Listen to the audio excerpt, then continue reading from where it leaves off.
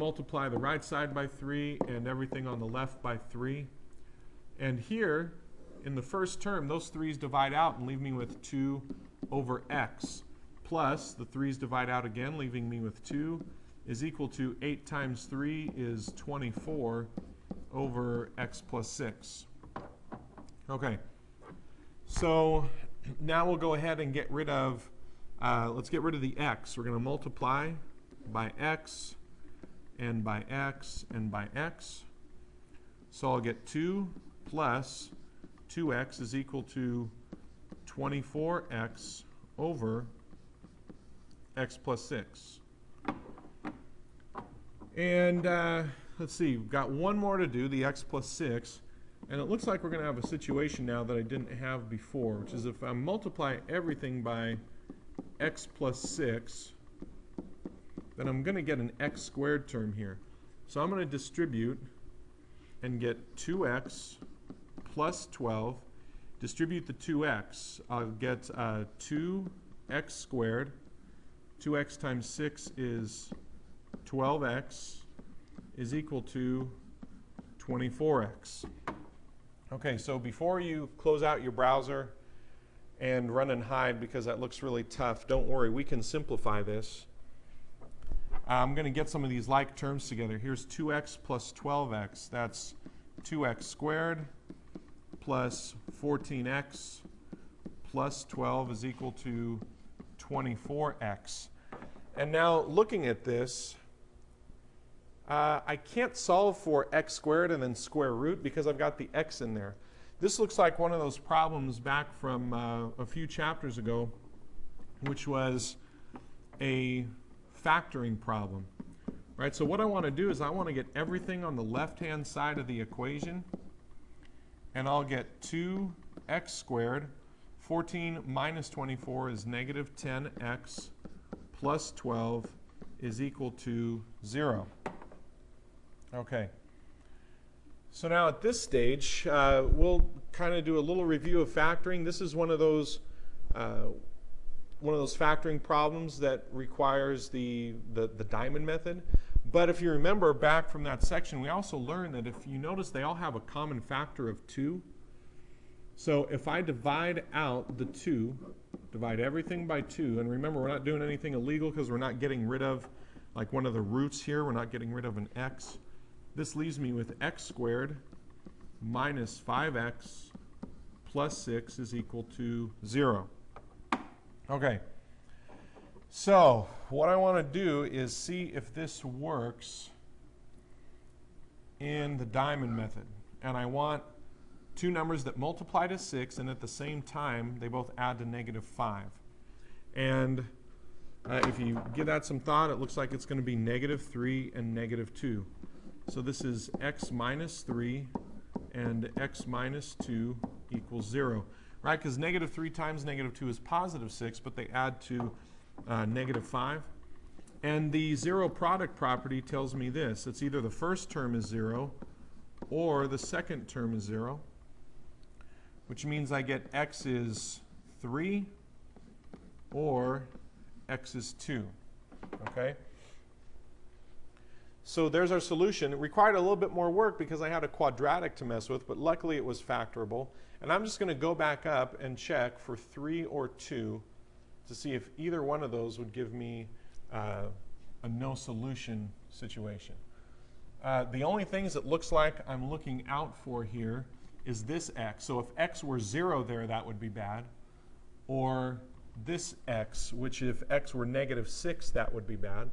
And it looks like they both work. Now, what you want to check for, especially in these cases, is extraneous solutions, meaning solutions that you think will work, but actually don't. So what I'm going to do is just copy this, and we're going to check 3 and 2 on a new page. Okay? Okay, so I've got my equation over here, and what I want to do is check the value. What happens if x is equal to 3? So we'll check our work, checking for extraneous solutions. This is going to be 2 over 3 times 3 is 9, plus 2 over 3 should be equal to 8 over 9. Okay, so what I'll do with you really quick is show you a cool little feature in the TI Inspire that, I mean, you could do this by hand, but let me just show you really quick in the Inspire what you can do. If you go home and then go to Settings, General, make sure that your calculation mode here is on auto. Okay, you want calculation mode to be auto. And if it is, then when I do this work, here we go. When I do this work, I'll say 2 over 9 plus 2 over 3. That gets me 8 over 9. So it does the work for you and leaves it as a fraction. And so that proves that 3 is a solution. Now, if you leave it in this mode and you wanted to actually do 8 divided by 9, it is going to tell you 8 divided by 9 is 8 over 9. So if you want it to give you a decimal, leaving it in this mode, you'll have to access this part of the enter button right here, that little blue squiggly equal sign, which means approximately equal to. So the way to access that would be the blue control button and then the enter key.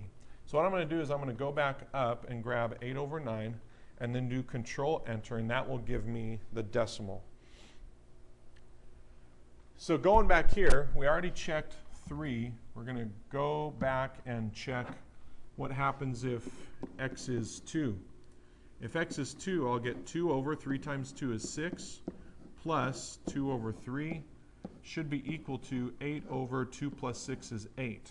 So 8 over 8, or 1.